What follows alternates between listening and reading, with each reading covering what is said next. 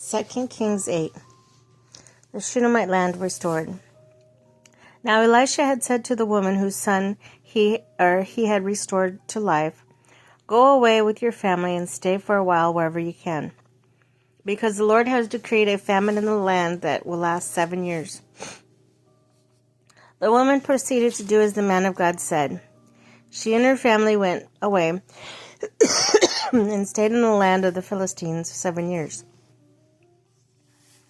At the end of the 7 years, she came back from the land of the Philistines and went to appeal to the king for her house and land. The king was talking to Gehazi, the servant of the man of God, and had said, "Tell me about all the great things Elisha has done." Just as Gehazi was telling the king how Elisha had restored the dead to life, the woman whose son Elisha had brought back to life came to appeal to the king for her house and land. Gehazi said, This is the woman, my lord king, and this is her son, whom Elisha restored to life." The king asked the woman about it, and she told him. Then he assigned an official to her case and said to him, "Give back her everything that belonged to her, including the income from her land and from the day she left the country until now." Hazael murders Ben-Hadad. Elisha went to Damascus, and Ben-Hadad, king of Aram, was ill.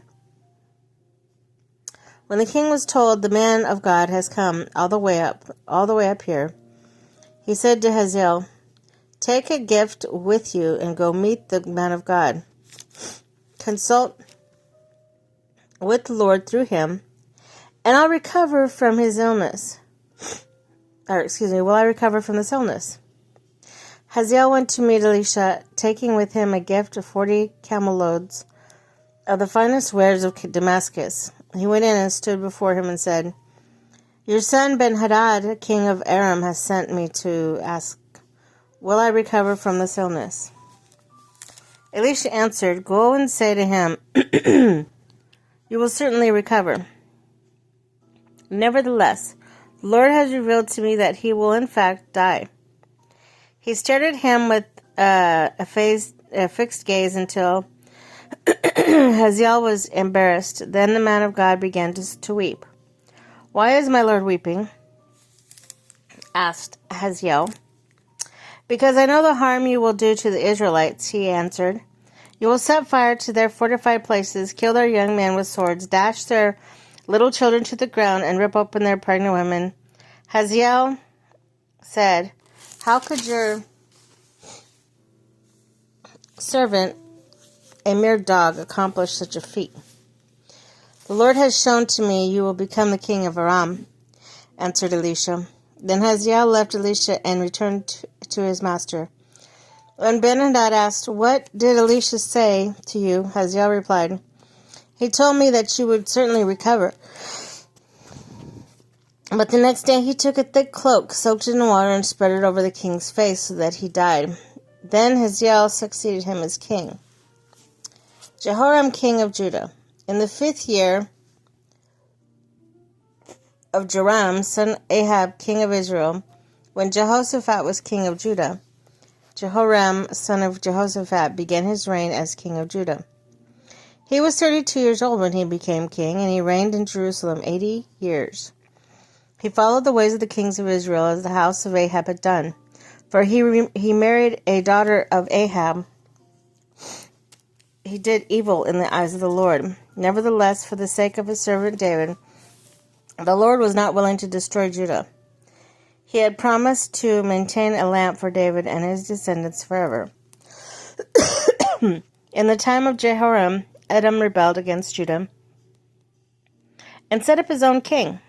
So Jehoram went to Zair with all his chariots. The Edomites surrounded him and his chariot commanders.